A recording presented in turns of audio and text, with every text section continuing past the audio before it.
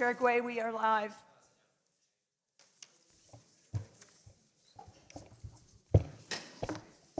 Welcome everyone to the meeting.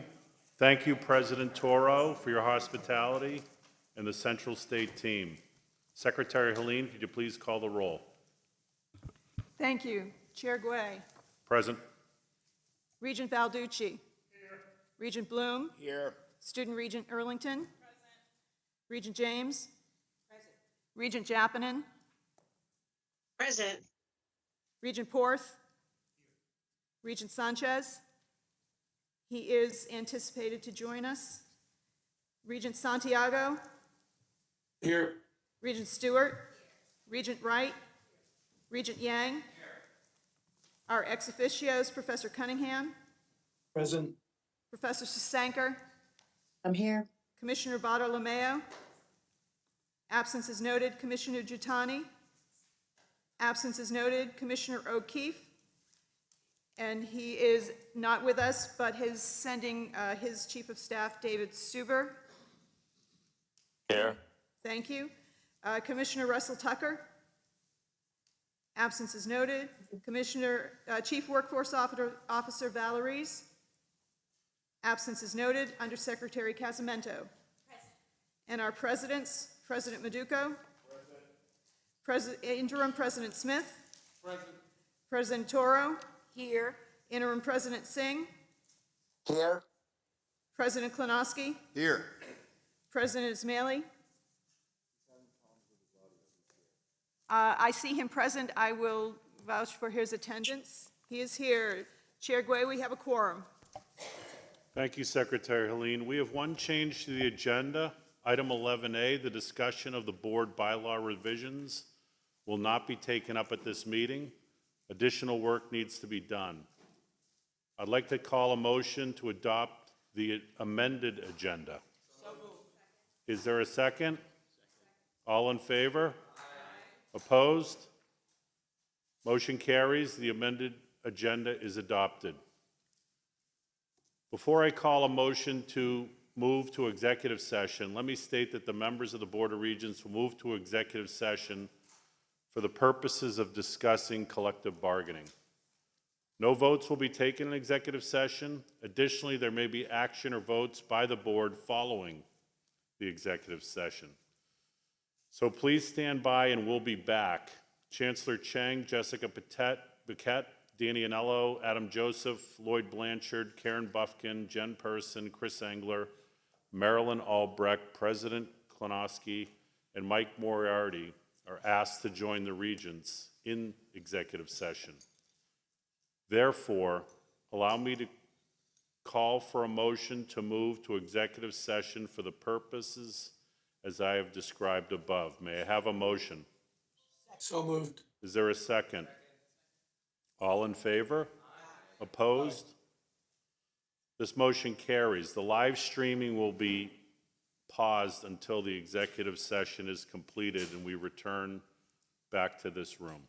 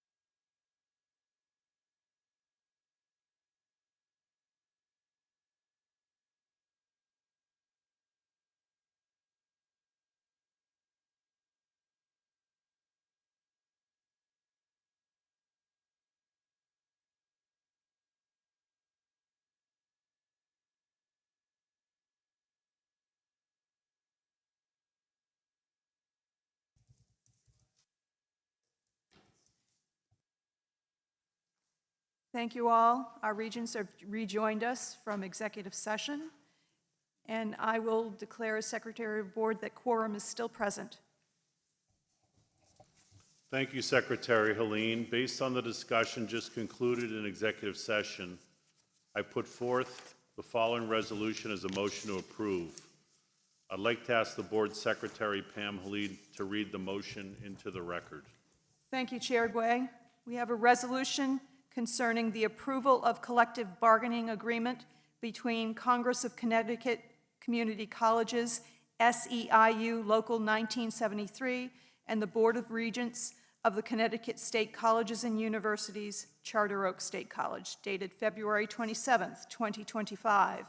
Resolved that the collective bargaining agreement listed below is hereby approved, subject to approval by the Connecticut General Assembly in accordance with Connecticut General Statutes, Section 5-278, with copy of said collective bargaining agreement attached hereto and incorporated herein. A, tentative agreement between Congress of Connecticut Community Colleges, SEIU Local 1973, and the Board of Regents for the Connecticut State Colleges and Universities, Charter Oak State College, dated February 27th, 2025. And be it further resolved that CSCU Chancellor Terrence Chang is hereby authorized to execute said collective bargaining agreement and any necessary amendments thereto on behalf of the Board of Regents for Higher Education, following approval by the Connecticut General Assembly, dated today, February 27th, 2025. Chair Gui? I'd like to put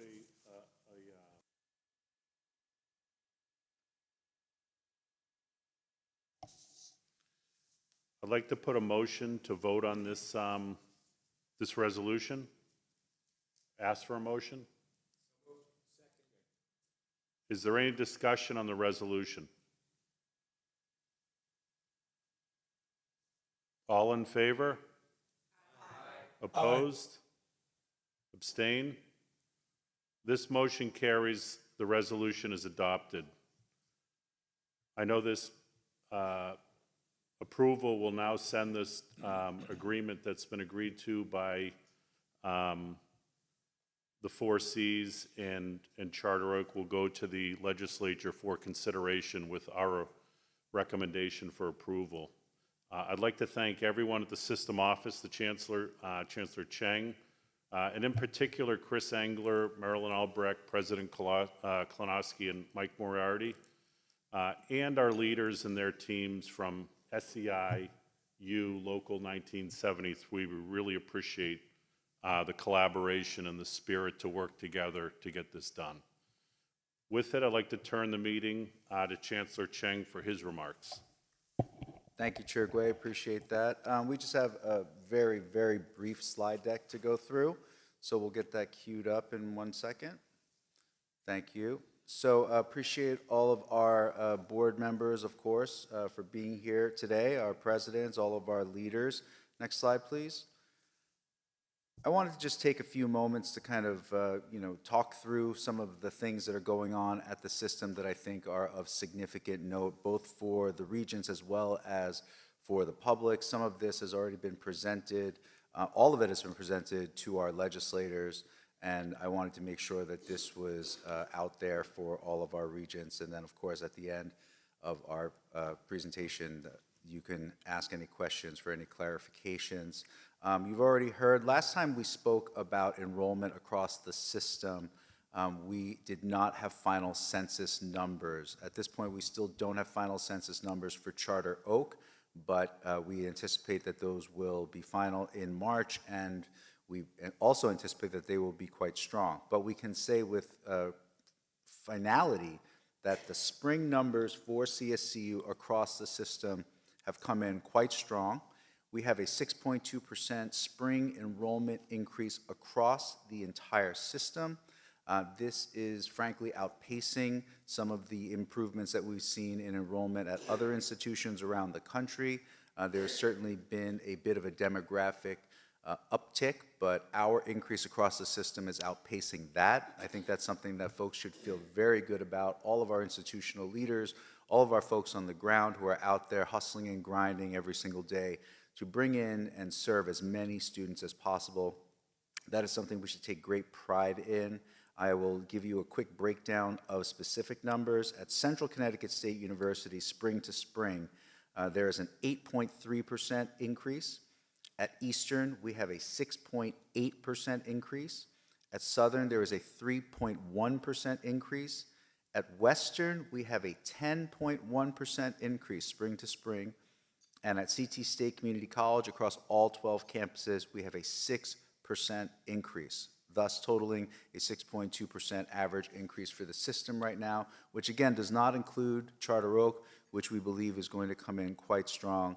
So I just can't tell you how grateful I am for all of you as leaders, for all of you who are, like I said, putting in the real work every single day to do that kind of work. The next item here is also related to enrollment. We have the Connecticut Auto Admissions Program that we are a core to for the state. And, you know, I'm not going to bury the lead. The program is working. It's working. Last year, around this time, there were about 3,200 students. You can see in the slide, 3,259 students had utilized the auto admissions program. And right now, here in February, we have 14,410 students who have utilized the program, and we know from historical data that 75%, over 75% of those students will opt into a CSCU school. This is an enormous, enormous improvement over last year. And again, something we're very grateful to our legislature for. They are the ones who worked with us to create this program. And again, it's working. I can't say enough about that.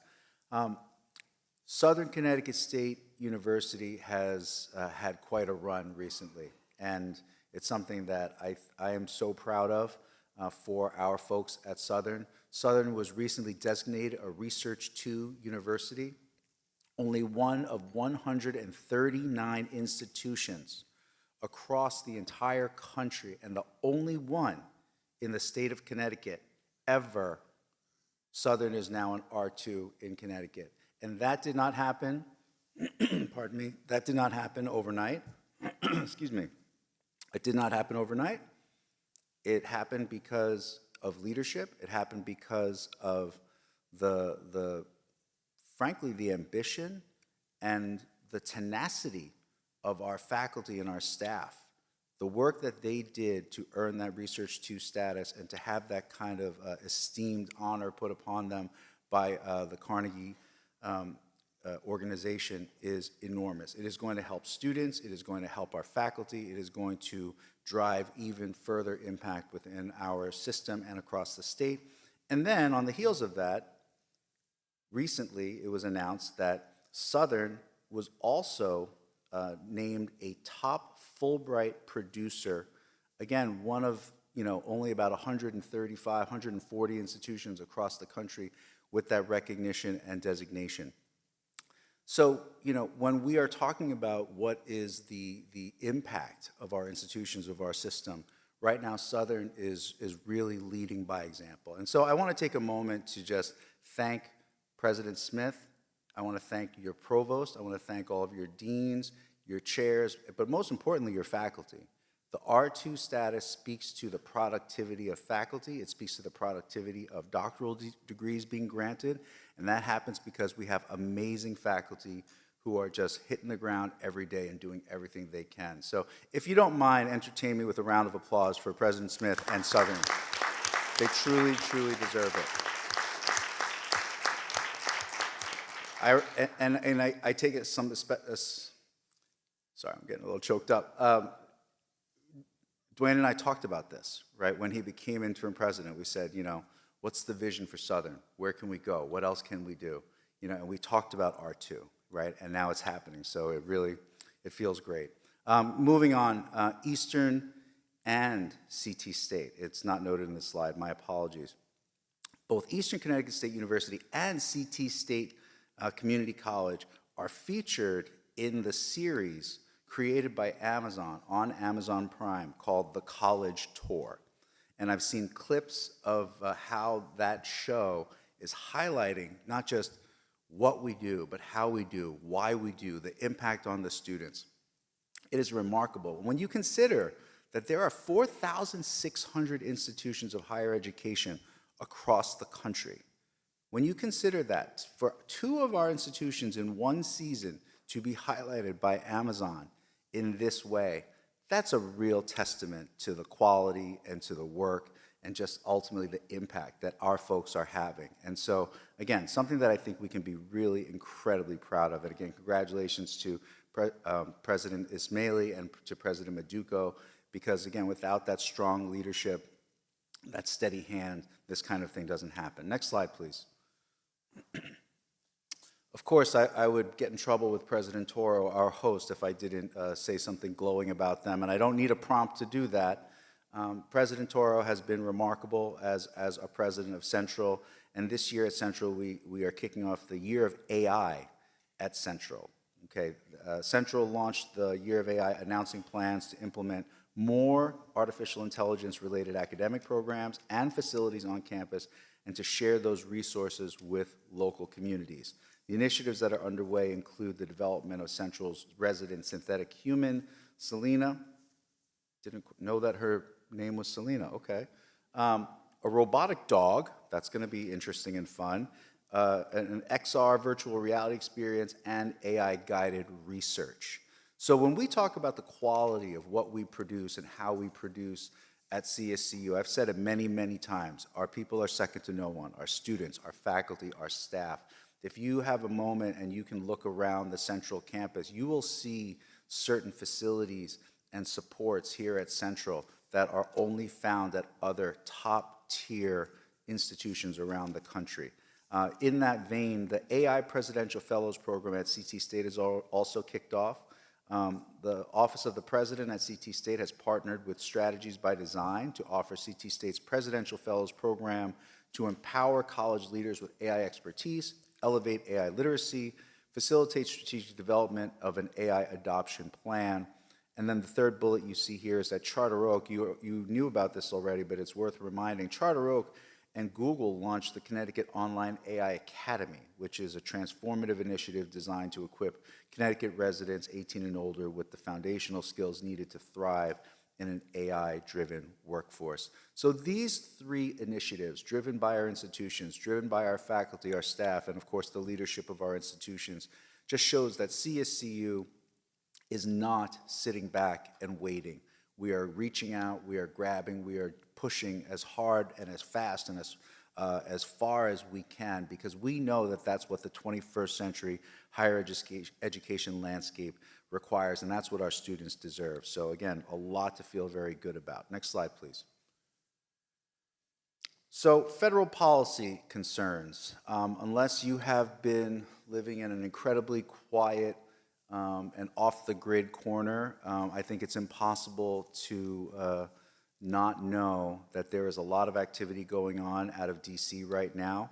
You know, I will tell you that our leadership is closely monitoring recent federal directives issued by the new presidential administration.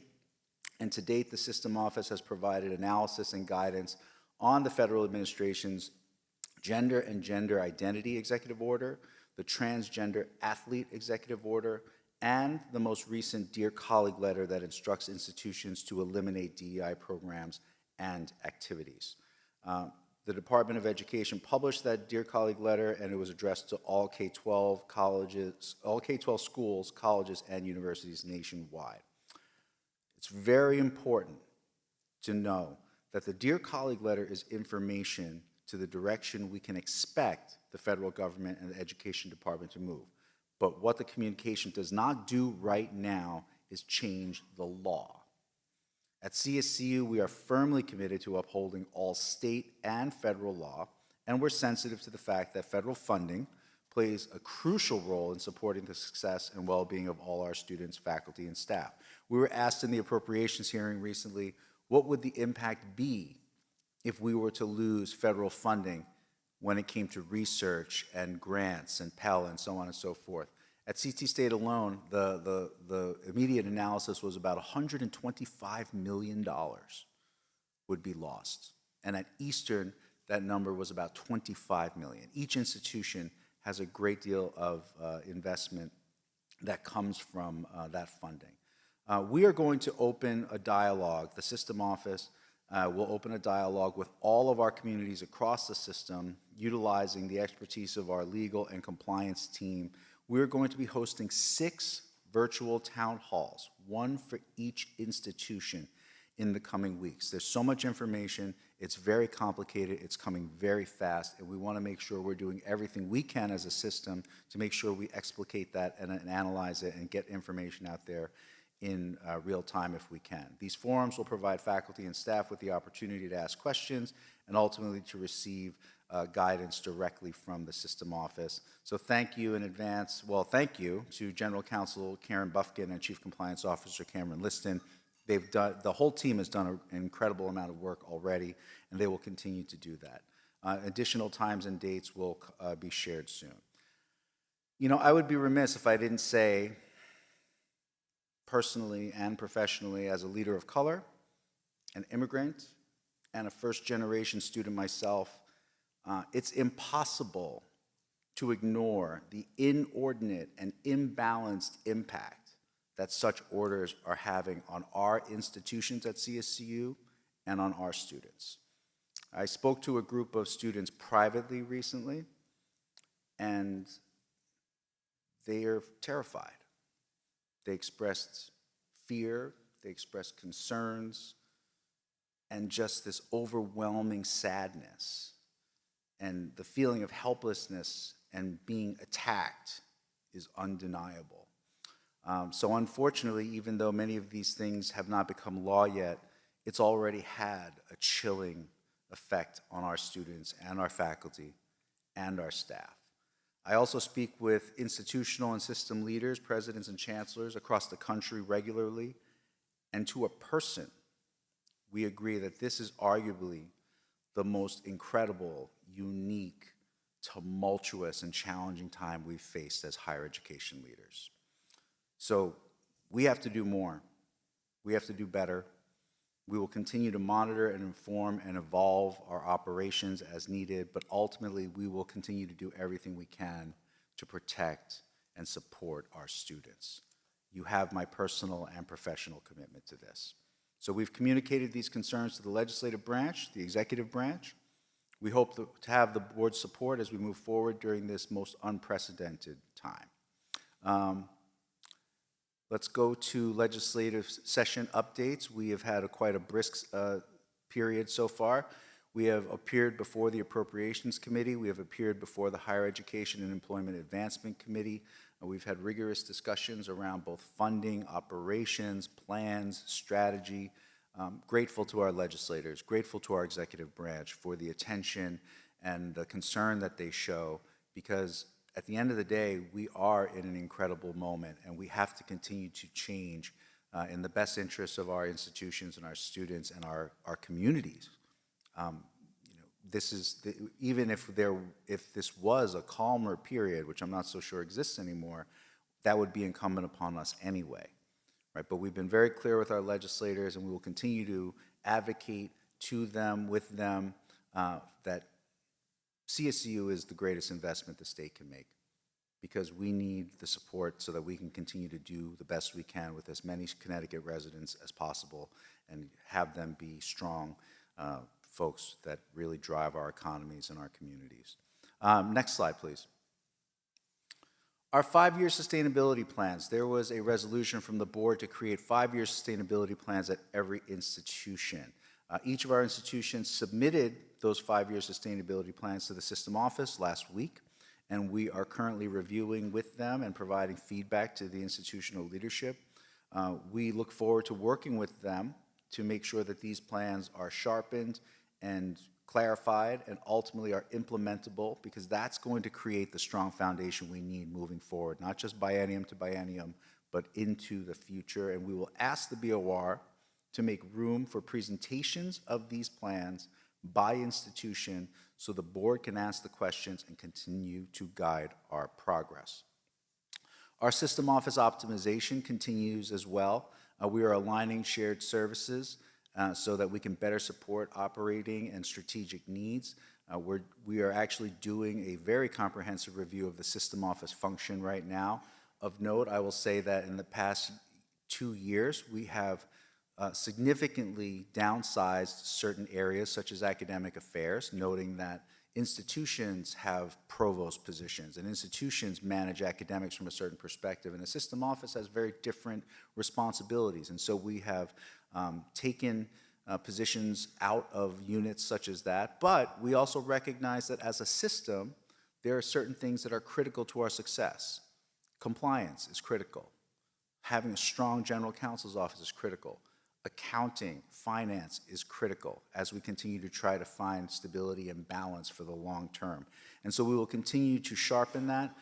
Tomorrow, actually, we are having an intensive meeting with our system presidents across the system, and we are going to have a conversation about how we can continue to help them and get better and better. One last item I wanted to bring up to speed on was Western Connecticut State University. Western has been a very important topic for quite some time now, and so I will remind you that there is a collaboration taking place which I think leverages the power and the impact of the system. It is a collaboration between Central Connecticut State University and Western aimed at achieving financial sustainability, academic excellence, and operational improvement.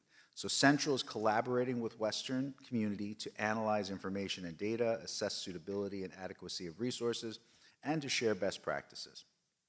As highlighted in the recent NETCHI report, Western requires stability and consistent, steady leadership to move forward effectively.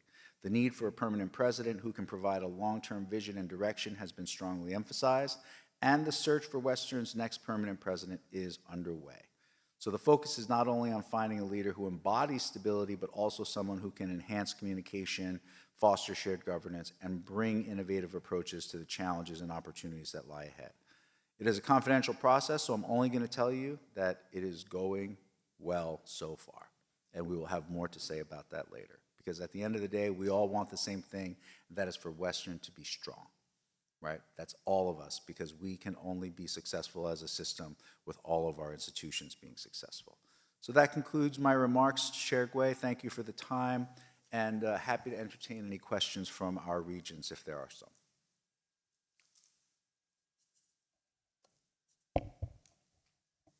Thank you, Chancellor Cheng. I would like to add my congratulations to Southern Connecticut State University for their R2 classification. It's a great achievement and the start of greater things for Southern. Thanks for making this happen and the hard work by President Smith and the entire team. The food insecurity report was discussed at the last Finance Committee meeting, and it will be distributed to all regions and also presented to the Academic and Student Affairs Committee in March. We need to continue to do the best job possible supporting our student in this area and in other areas. Finally, I'd also like to thank Professor Brendan Cunningham for circulating his ROI document. As always, I appreciate the perspectives and the opportunity to engage in a broader and more meaningful discussion on topics of importance. Next on the agenda is the approval of the minutes. We've been notified of one substantive correction from the previous meeting minutes.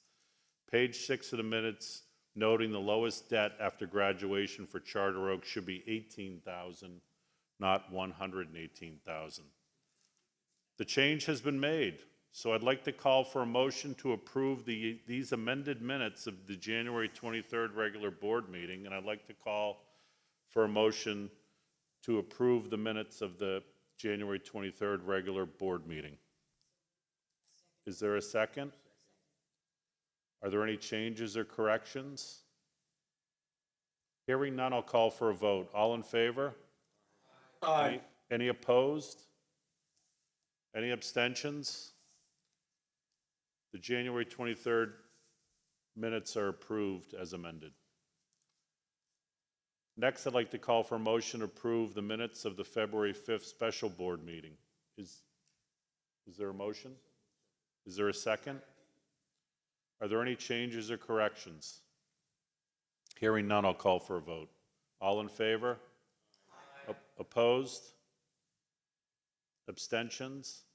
This motion carries. The February 5th special board meeting minutes are approved. Next, we will have approval of the consent agenda. I'd like to call for a motion to approve the consent agenda. Is there a second? All in favor? Opposed? Abstentions? The consent agenda is approved. Committee Chair Ira Bloom, there's no report from the Academic and Student Affairs Committee this month, is that correct? Thank you, Regent Bloom. Audit Committee, Elise Wright, I believe you have a report this month? Thank you. Yes, the Audit Committee met earlier this week on Monday, February 24th. At that meeting, new senior administrators were introduced, including Annette Pavone, who's the system controller, Cameron Liston, who has been here for a little bit of time, system chief compliance officer, and Cynthia Iselis, who is the chief compliance officer at Connecticut State Community College. Management provided an update on 3 audits released by the Auditors of Public Accounts, the APA, since our last meeting on May 29th, 2024. One focused on executive leadership, P-card spending, one on the state data center controls, and one on our banner information system updates. The conversation first centered on how we can put processes in place to monitor P-card usage and ensure that employees are following the new system-wide policy. Our discussions also focused on improved controls over P-cards, including a multi-tiered review of P-card use, transition to a new vendor, the elimination of unilateral exceptions, mandatory training for all P-card users, limits to the number of P-card users in the system, and the creation of a policy committee that will provide oversight on training. Currently, the number of P-cards have been reduced by approximately 20%. That said, the committee relayed to management that they would like to see continued reduction in the number of P-cards.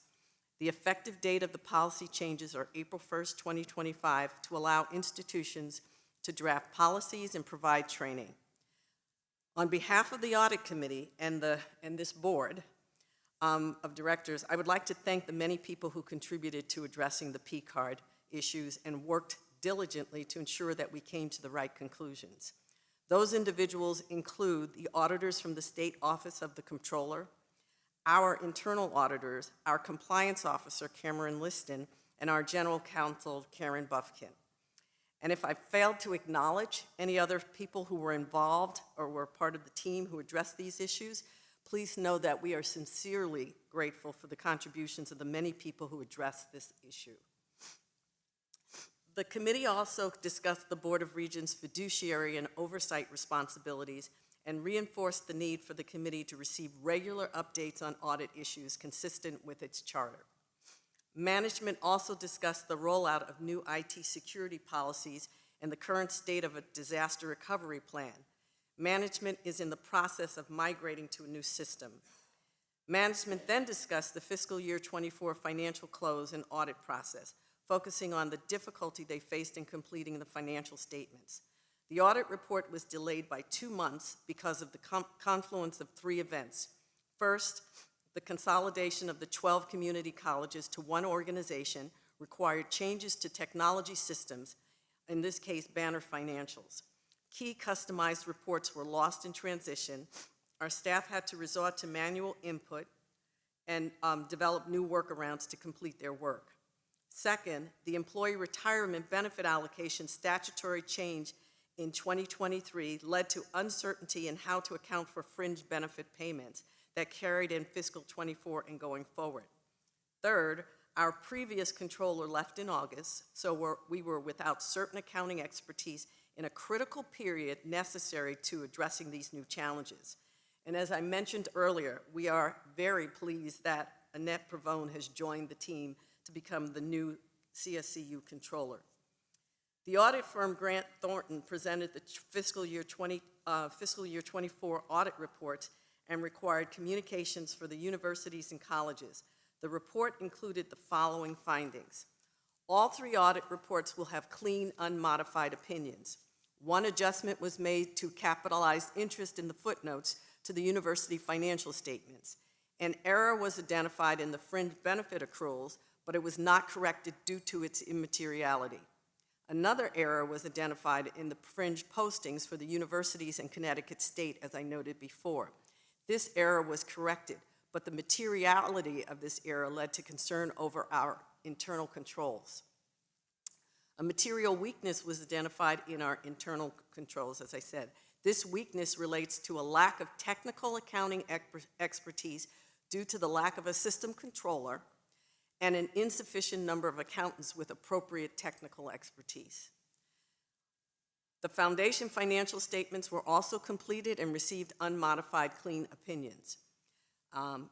Additionally, the audit firm Whittlesey presented the CSCU 2020 construction audit with a clean, unmodified opinion, and no other issues were identified. Finally, Cynthia Iselas, Connecticut State's new compliance officer, provided the committee with an overview of her new role. She reviewed areas of risk, the need to update policies, policy compliance guidance, and policies related to minors on campuses. The committee also raised a question how the system and Connecticut State compliance officers would ensure compliance consistency across the CSCU system. So we look forward to updates on this subject. This concludes my report. I would ask Richard Porth, is there anything else you want to add? Okay. Thank you, Audit Committee Chair Wright. Committee Chair Balducci, I believe you have 2 items for the board to consider this month. The first is the fiscal year 25 mid-year budget update.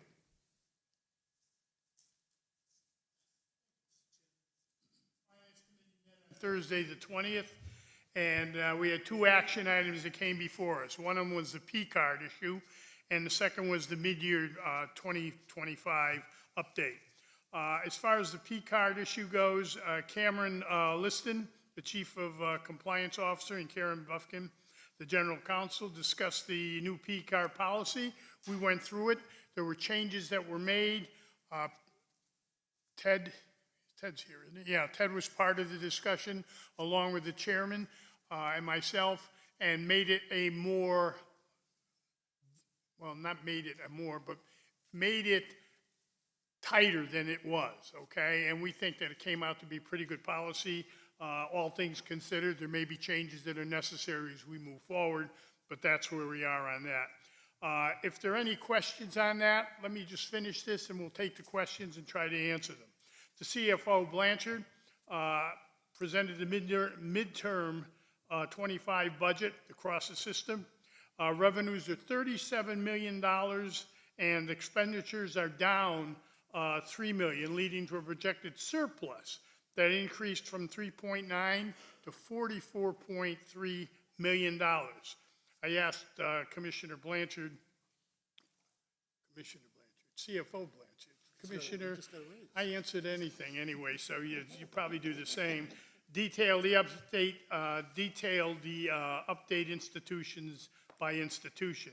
And the staff report for midterm date schedules between pages 7 and 44. If you want to peek at that, you certainly will. Come to do it, and we'll be glad to answer those. The accountability report last year, the board called for the accountability report that would show detailed progress in our revenues and expenditures 3 times throughout the year. The second report for 2025 shows the same information as the 2025 midterm update. So we limited our conversation to the midterm update. You'll find that the accountability report between pages 54 and 61. I love handing out pages like that. I'm sure everybody's rushing to get to them and find out exactly what they're saying. Lloyd Blanchard again presented a summary of the governor's proposal for the 26-27 biannual budget. And I asked him to share the summary with you, which we'll do. And you can find the slides at the end of this conversation. One of the other things we did was called food insecurity, which I asked to have that brought up because I think it's actually an important issue that we have before us. Region expressed interest in hearing about food insecurity interests on campus. I don't know how many people know, but we have food pantries around, and they're used a great deal by our students, which I had not realized that there were that kind of uses going on. That being pretty much said, we discussed it, looked to expand it, and hopefully we'll increase the amount of dollars that we're putting into these food pantries so we don't have men and women coming to class that are hungry. It doesn't make sense. I know I couldn't survive if I was hungry going to class. I have a difficulty surviving anyway going to class, but being hungry makes it even worse.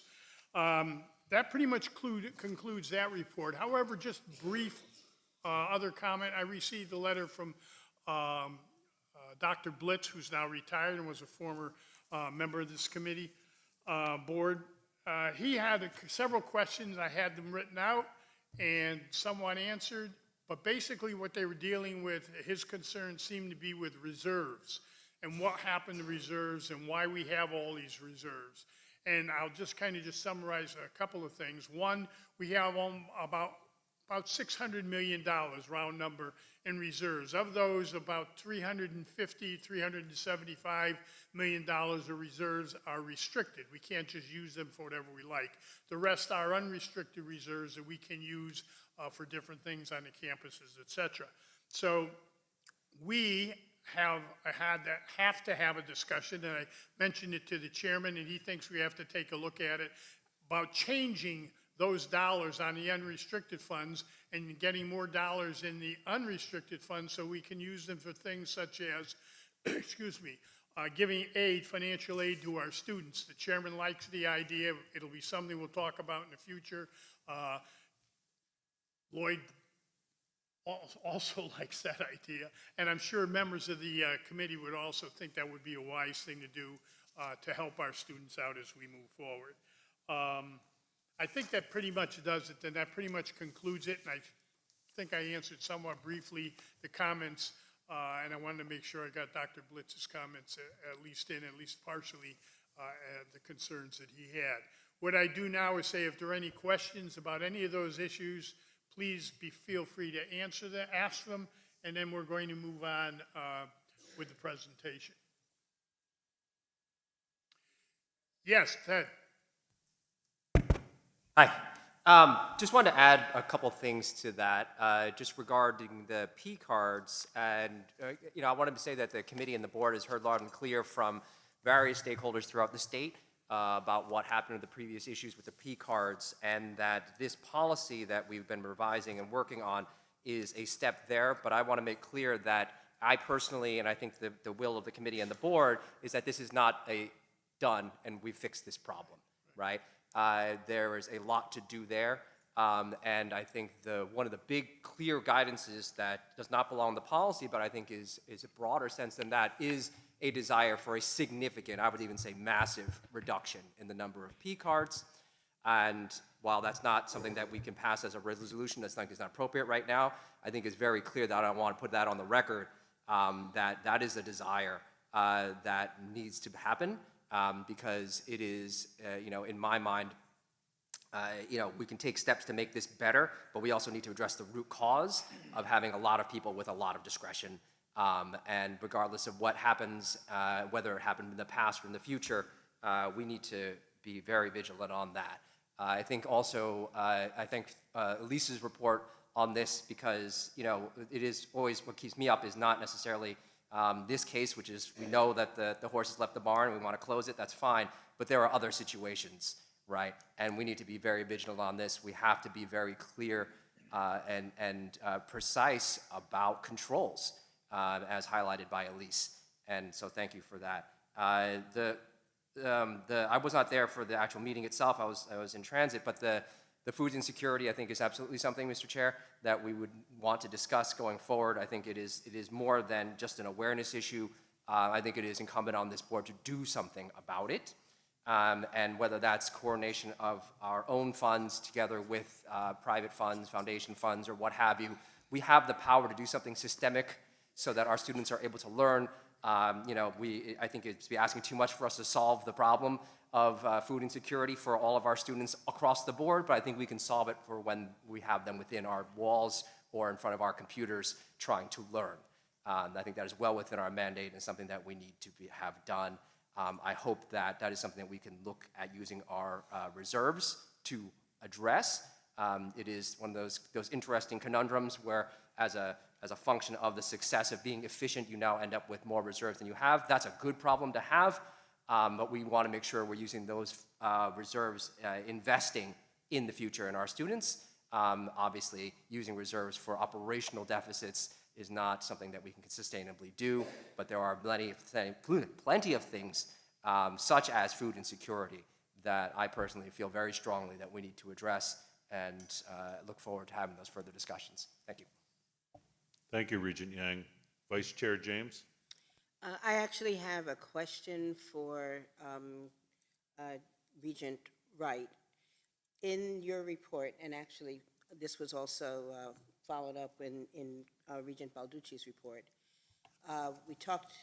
you mentioned, about addressing control issues, but you also talked about the fact that one of the audit comments was that we did not have sufficient staff in the accounting function, and that could be really the root cause of us having these deficiencies. Do we feel now, with the addition of the new controller, have we provided the level of resources we feel we need to have better controls and to avoid these kinds of challenges in the future? I'll give you my answer, and then I'll turn it over to Lloyd. I don't think we do. He's no longer here, Mike Moriarty. One of the things that we discovered during the meeting is that there's you can be an accountant, but there's a certain level of experience and expertise that you need.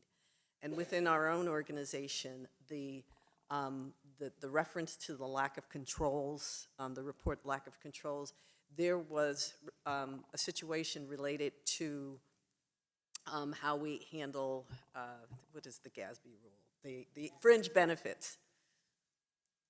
Two institutions handled it incorrectly. Doing the research and everything, one handled it correctly. Now, I know sometimes GASB, the direction they give isn't quite necessarily clear, but I think, and this is just my perspective, I think that if we had consulted, if all of those organizations had consulted with one another and discussed it, that perhaps there was, one person who may have had more experience with it, had more discussions with GASB, but it was siloed. And I think that contributed to the problem. So it's not just having accountants, it's having accountants who have the expertise to focus on a variety of different issues. But certainly one of the biggest deficiencies that we had was losing a controller at a critical time when financial statements were being developed. I agree with Regent Wright. No, we don't have enough talent in the accounting function to deal with the complexities of this particular challenge that we faced with regard to accounting for fringe benefits. As you recall, the law changed. That became effective in FY24. And that law changed at the same time that we were beginning a new community college, one unified community college. Some of the changes in the enterprise resource management system sort of hampered our ability to do what we had been doing normally. And so they had to sort of start over because of those lost customized reports from the 12 community college environment to the one. So the talent that we need really is talent that understands the sort of the more arcane GASB rules, like GASB 24. That rule suggests that we should be making payments. That rule suggests that we account for the state's fringe payments to us as payments made on behalf of, which suggests that we're separate from the state. I'm already going down a rabbit hole, so I'm going to stop. We do need more expertise in the accounting function. We also need to stand up an accounting governance function that addresses the collaborations across institutions. This is a plan I will put together and present to the board in due time. I appreciate that because I think it doesn't just affect the fringe benefit.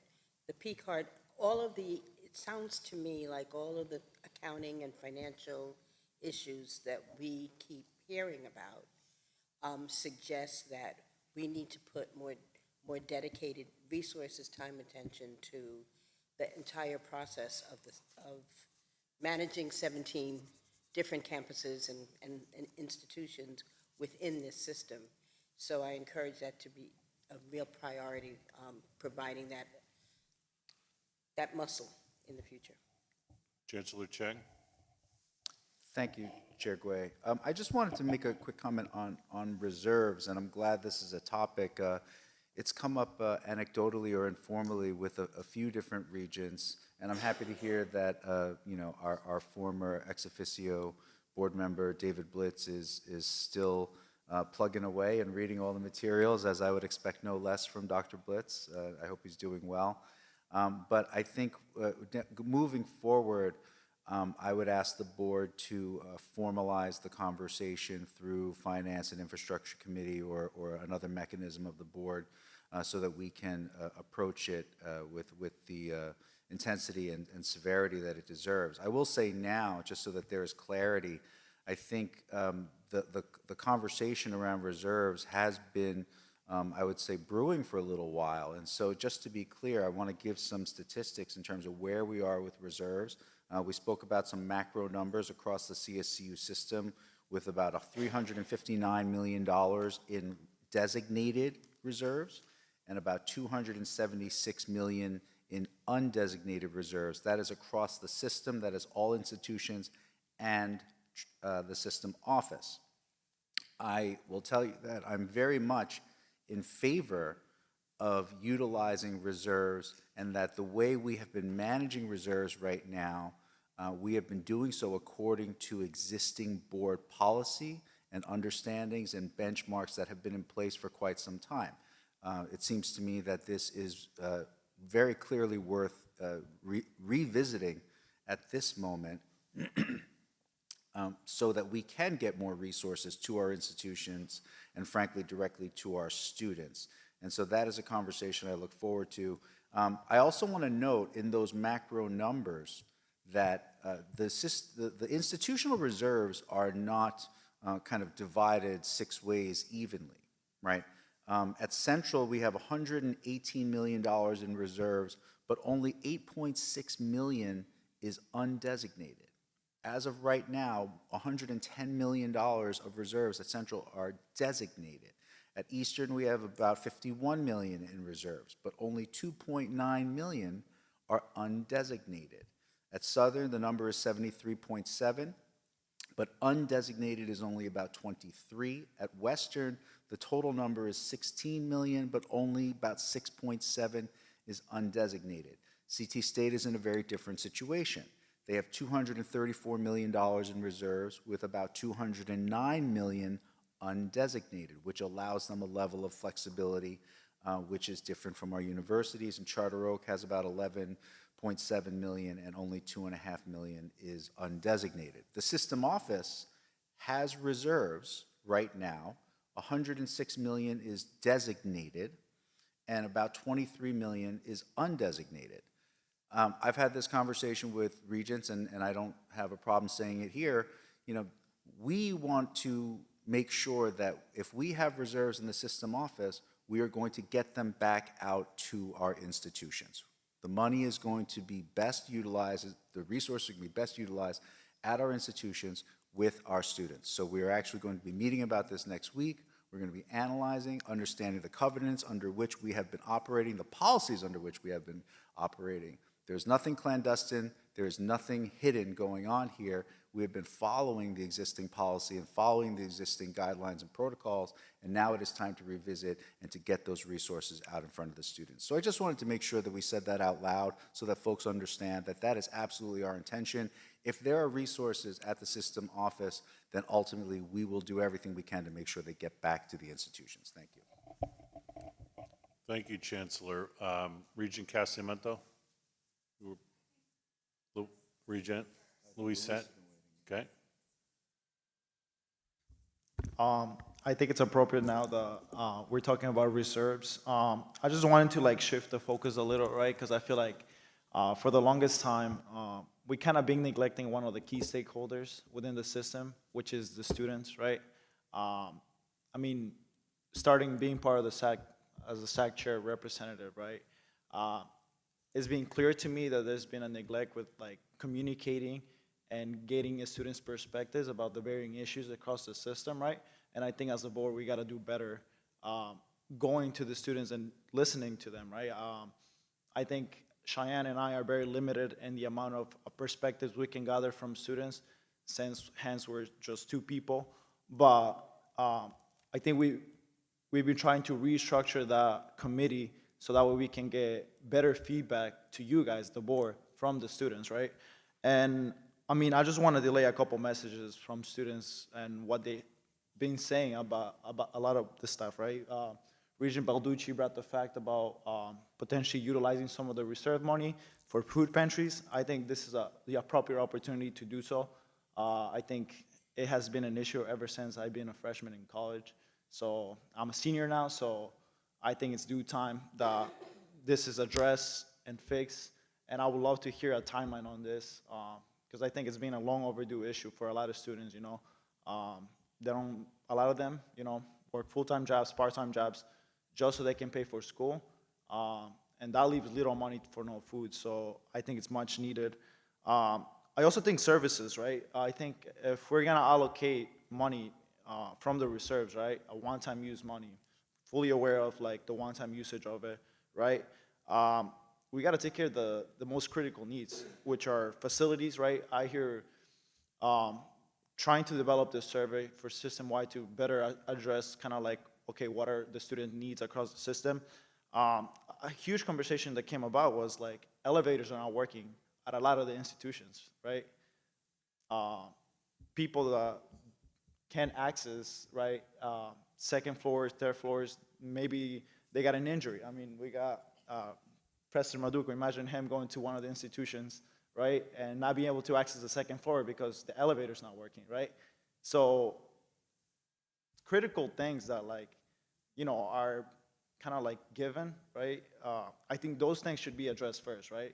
Let's look at the facilities, like if the ceiling is leaking with water, right, for a year or 2 years, those things need to be fixed first before we can start thinking about other services, right? And I'm fully aware of the food pantry. I think that's a great first step moving forward, but critical facilities like access to internet everywhere you go in the universities. We're living in a tech economy currently, so I think that's much needed. Bigger investment in the IT infrastructure within the institutions, right? I think we're way behind when it comes to IT in a lot of the institutions, and I think that has to be addressed as well. So I just wanted to delay that message, make sure that, you know, we're keeping in mind what the students need, as well as how can we engage with the stakeholder, which are the students, right? People we are serving. So I think as a collective, we got to do a better effort reaching out to the students and getting their perspectives as well. Thank you.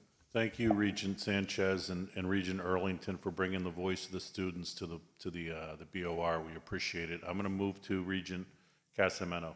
Thank you. I just want to clarify that the reserves at $610 million is definitely a high watermark for CSCU. Prior to the pandemic, the highest value that had existed going back to 2012 was about $191 million. That's all together. In this 1 year alone, the unrestricted net position, which doesn't include any of the restricted funds by third parties, jumped up by $161 million. And I think that is the struggle, really, is trying to reconcile the additional funds that are being requested to support CSCU, and the fact that each year, beginning from 21 forward, a very significant amount of money has been lapsed. And so those are, you know, again, I certainly think looking at the policies, some of the values that are cited as being undesignated, within those designated portions, as I understand it, are designations and set-asides, which are a little different than having a specific obligation. And so I just hope that as we think about new and different ways to look at the reserves, I mean, for me, the real question becomes, how did we end up with a $161 million contribution, given some of the very desperate pleas for additional resources? So there's an inconsistency there that I really do think needs to be reconciled, so that we can have a really open, transparent conversation. So thank you. Thank you, Regent Casamento. Professor Cunningham? Thank you, Chair Gui. I do want to just mention I'm currently looking at remarks that I delivered to the Board of Regents almost exactly 1 year to the day on this issue of reserves. And so I'm very glad that we are continuing to talk about this topic. At that time, I asked about the fact that the reserve accumulation rate had tripled, and that there was no sort of explanation for why that was happening. And I will also say that I agree with our student regent and Undersecretary Casamento that this is an issue we really need to get our hands around. The fact of the matter is that every single dollar of reserves we accumulate represents either a tuition payment by a student or dollars allocated to us by the state that we do not spend on education for our students or services that they need, such as the food pantry. We have cut in terms of those services far more than is acceptable. I have a colleague who is carrying twice her required contractual workload in order to make sure students can have the classes they need. And so I want to just point out the fact that the state is giving us this money, not to squirrel it away, but to invest in the education of our students. Our students are paying this money so that they get educational services, not to squirrel it away. And so I hope that is, those two observations drive our conversation about where reserves are and where we go. Thank you. Thank you, Professor Cunningham. On the issue of Professor Sasanker, nice to see you. The floor is yours. Yes, thank you. So Brendan, I think addressed what I wanted to address, but just as a compliment to Commissioner Charlie and Casamento, not Commissioner, yes. A comment, yeah, we need to reconcile the extent of the reserves with the request to the state, but also the extent of the reserves to the extreme need that Regent Sanchez has noted on our campuses. Which is what Brendan is pointing out. I find it very surprising that we have the capacity to hold on to any amount of reserves, particularly at CT State, given the needs that we know that we have. So just that, and I know that there had been a question, and you alluded to knowing what constitutes the restrictions on the reserves, but I don't know if we got a full accounting of like what is in that pot, right? What restricts them? So if we could get an answer on that at some point, that would be helpful. Thanks. Thank you, Professor Sasanker. Regent Porth. I'll make this quick, and this has all to do with the P card policy. I just want to reiterate what Regent Wright said about the discussion at the Audit Committee. There is a sentiment that the number of P cards that are out there, and Regent Yang said this too, need to be reduced, and we hope that that will be a focus going forward. The other discussion that took place in the Audit Committee had to do with how the board would be engaged in enforcement or compliance-related issues. And I think there's a role because we have a fiduciary responsibility and oversight responsibility. But I personally hope it could be done in a way where the regents aren't looking over the shoulders of our leadership, our CSU leaders in this. And I think the proposal in the P card policy itself could be a model for how we do this in the future. My understanding on the bottom of page 7 is that compliance reports will be submitted through our compliance officer, and that and my further understanding is that when there's a need to, some of these results could be shared with the board, where we could become engaged and be more proactive in enforcement of these kinds of oversight and fiduciary responsibilities. I hope that could be the case, and that it could be done in a way that is in the best interest of the system and the people who work in it. Last point, how does the P card policy proposed today compare to what the state government does?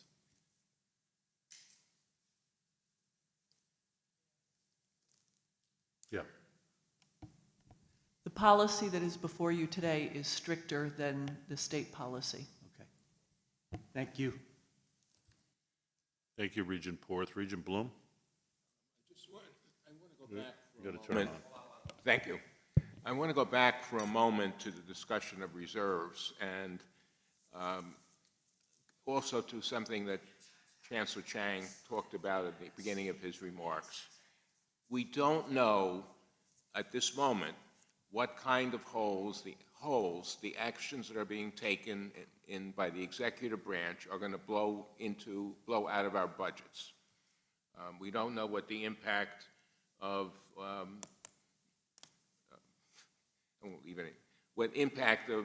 people who are leading the executive branch of the national government.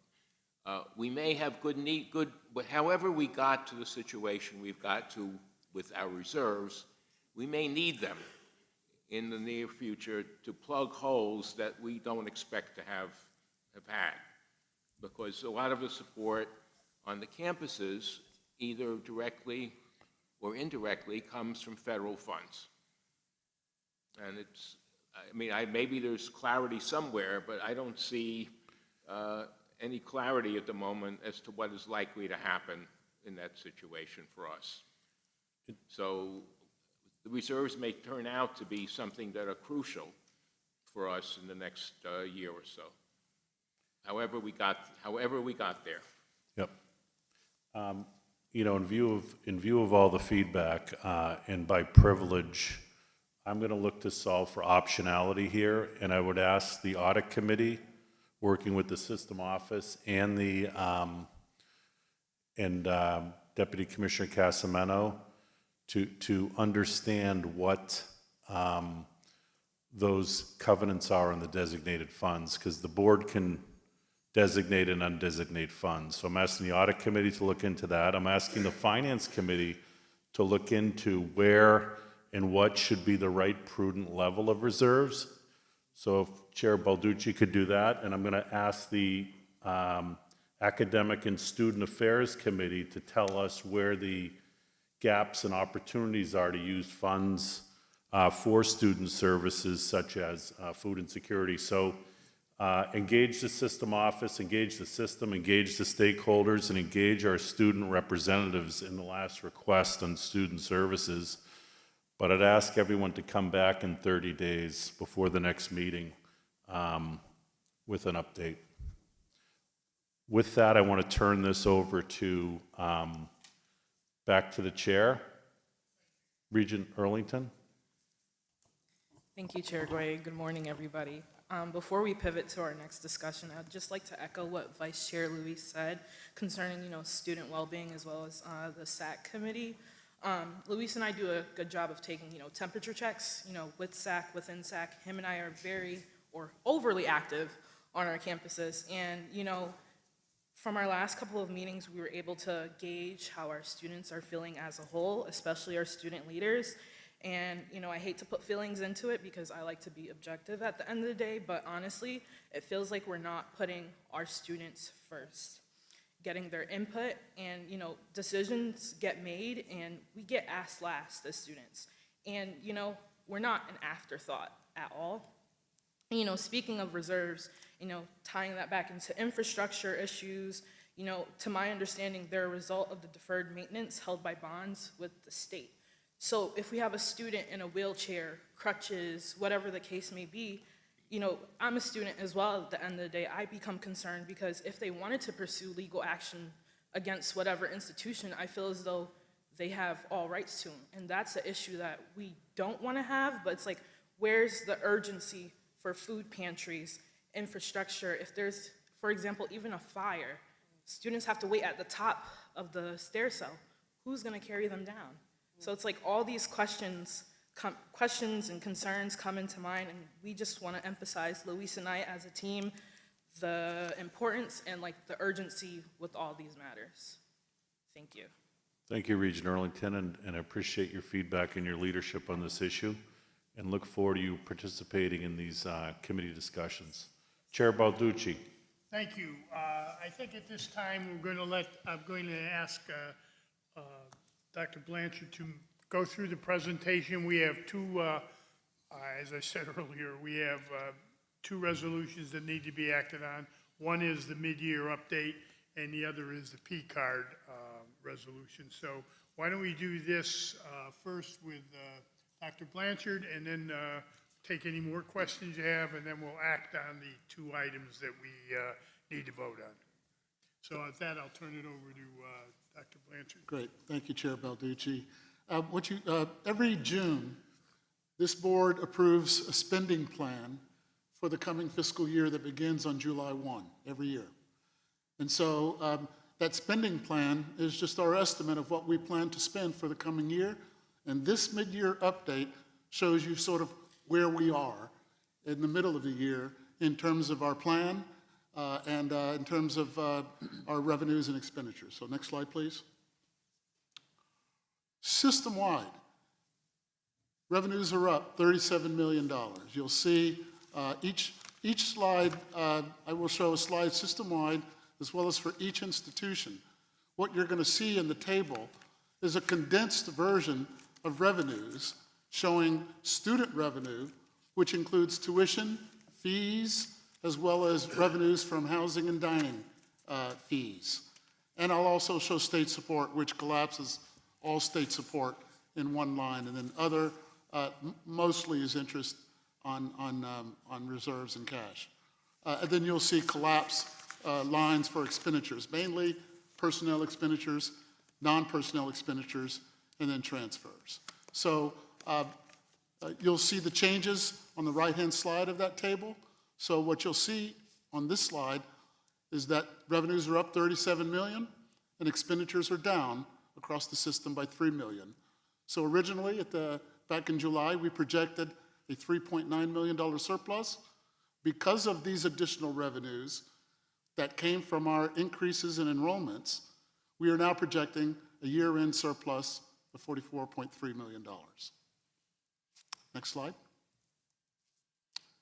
For Central Connecticut State University, their revenues are up $6.2 million, and their expenditures are up by $2.4 million. So their revenues are up more than their expenditures.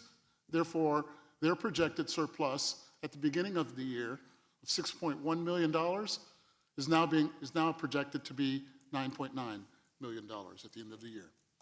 Next slide, please. Eastern Connecticut State University's revenues are up $3.8 million, as are their expenditures. Therefore, there is no change in their projected results at the year end. They continue to project a balanced budget. Next slide. Southern Connecticut State University's revenues are up by $2.2 million, yet their expenditures are up by $2 million. So they are projecting a very small increase, where at the beginning of the year, they were projecting a balanced budget. Now they're projecting a very small surplus of about $156,000. Next slide. Western Connecticut State University's revenues are up by about $700,000, and their expenditures are down by $1 million. So at the beginning of the year, they projected a balanced budget. Now, because of the additional revenues and their continued expenditure mitigation, they are projecting a $1.7 million surplus at the end of the year. Next slide. Excuse me. Connecticut State Community College, Their revenues are up by $23.5 million, and their expenditures are down by $9.3 million. So anytime you see that increase in revenues and decrease in expenditures, it creates a large swing in the net result. And so at the beginning of the year, while CT State was projecting a very small deficit, they are now projecting a $30 million surplus at year end. And I believe, next slide, please. And finally, well, not finally, I've got another slide for System Office. Charter Oak State College, their revenues remain flat and as projected at the beginning of the year, yet their expenditures are down by $1.7 million. And so it's because of the savings from the reduced expenditures that they are now projecting a $1.7 million surplus, where at the beginning of the year, they had projected a balanced budget. Next slide, please. And finally, at the System Office, revenues, which come from the institutions themselves, are up by $1.1 million, and expenditures are down by $800,000. So while System Office and Shared Services, we projected a balanced budget, we now project a small $300,000 surplus. Mr. Chairman, that concludes my report of the mid-year update. Any questions on the report before I call for a motion to approve? Chairman, Deputy Commissioner Casamento. So I don't know, Lloyd, if you've had time since the Finance Committee. My understanding from that meeting was that the $44.3 million surplus didn't reflect the additional students this spring above what was originally budgeted. So this spring, we've heard that there's a 6% increase. I'm not sure what part relates to tuition-bearing students. And though that 6% increase is certainly going to increase revenue, may have an impact on expense as well. So do you have any update on how much higher the $44.3 million surplus will go with the additional unexpected revenue from the spring? I do not yet have that update. I remember we discussed it at the Finance Committee, but Okay, we have to wait till the census comes in for all institutions before we can make that estimate. So Wonderful. I will do that estimate and share it with the board Okay. within the next 30 days. Perfect, thank you. Mr. Chairman, did you make the motion to adopt the resolution? I wasn't certain if you said that. Ira asked for a motion to approve the fiscal year 25 mid-year budget update. And there was a second. Waiting for a second. Second. All in favor? Aye. Opposed? Abstentions? The resolution is approved. The next information item is the P-card policy. Thank you. And we pretty much covered that P-card policy. Ted did his specialty and went over it quite nicely. There were over 1,100 P-cards out there. I don't know if you people were aware, but I certainly wasn't before the situation arose. They've got it somewhere around 900 now. In my mind, I'd like to see it around 100. We know that's impossible. It's easy to say cut. Anybody can do that. Over the years, I've learned that. Where you cut, how you cut, and when you cut is a totally different creature. But we're going to try to see if we can move those numbers down. We've tightened up the policy better than it was originally. Our policy is better than the state policy right now. It is stricter and more difficult to get around. I'm certain in the future, as we move forward, we will find other avenues to make corrections in the P-card policy. But right now, it's the best that we have. We're going to move. I'd like to move it forward and implement it and move on.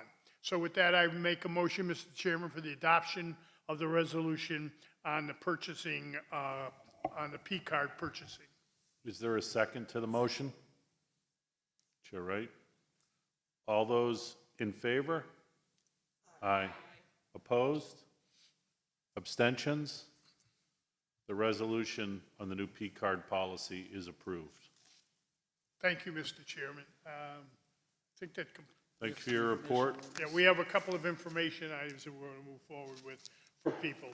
With that, Lloyd, would you do that while I just straighten out my... Thank you, Mr. Chair. As you know, the governor, at the beginning of February, submitted his proposed budget to the General Assembly.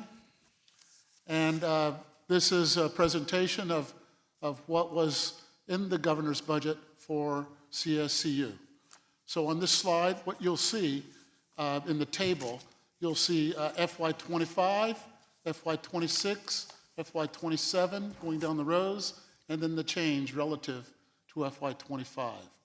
If you look at the very right-hand column where it says total CSCU, we started the current fiscal year, FY25, our block grant was $411.7 million. Of course, we got additional funds, what we call the RSA funds, to help us pay for wage increases of $14 million. And of course, the governor has authorities to hold back funds when necessary.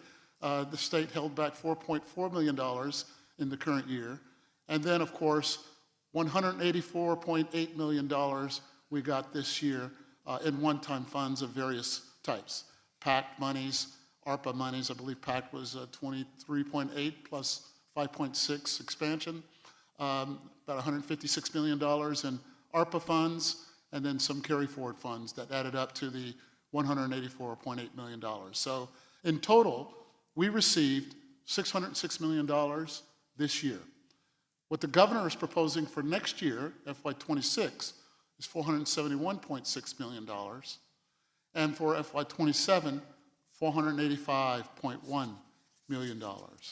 So the difference between what we received this year and what the governor is proposing for FY26 and FY27 are shown in those last two lines, 134.8 in FY26 and a difference of 121.4 in FY27. The reason for these large differences, as we have discussed over many months now, is the expected loss of the ARPA funds.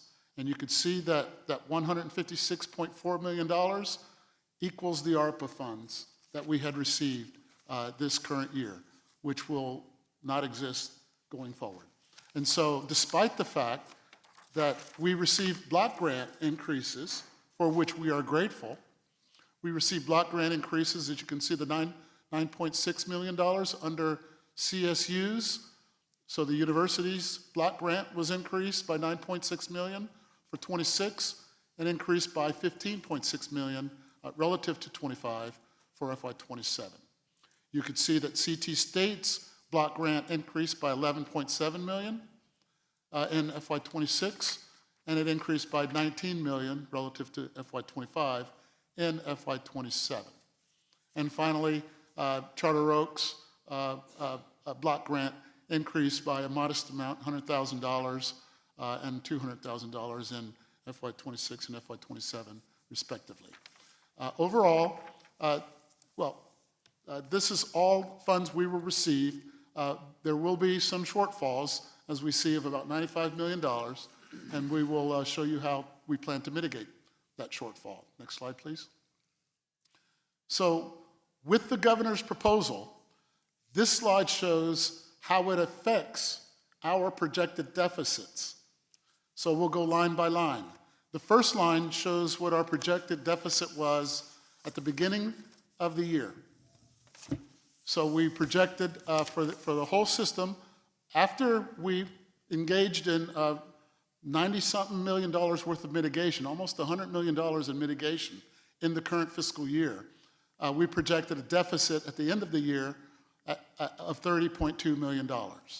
So with the governor's proposal and their block grant increases, that's the OPM adjustments, we are getting an extra $31.6 million.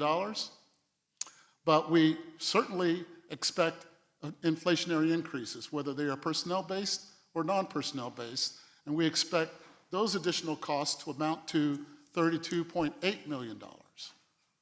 So you'll see that the OPM adjustments, or with the increases to the block grant, will not be enough to cover the projected deficits after mitigation. and just enough to cover our expected inflationary increases. Now, to be fair, the governor is proposing inflationary increases of two sorts. One was a 4.7% increase to our block grants based on the annualization of past increases in wages.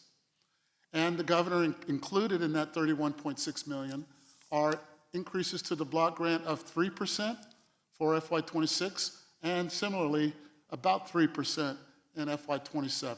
This is the governor proposing to give us basically inflationary increases of that amount that we can apply to either personnel or non-personnel inflationary increases. And finally, the governor's budget did not include the PACT expansion that was included in the current fiscal year of $5.65 million. So we were asking for the restoration of that expansion. And the governor's budget did not include the O'Neill Chair for Central Connecticut State University. So we are asking for the restoration of that chair of $315,000. So overall, we now project, after considering the impact of the governor's budget, we are now projecting a $37.4 million deficit in FY26, and in FY27 we're expecting a $52.9 million deficit. The larger deficit in FY27 is largely because of the accumulation of inflationary increases. I will direct your attention to the bottom table, the FY27 table. The expected inflationary increases in that year are $66.3 million. That's essentially the increases in 26 and the increases in 27. So 27 has both increases. That's why it's virtually double what you see in FY26. That concludes my presentation, but I'm happy to answer any questions regents might have.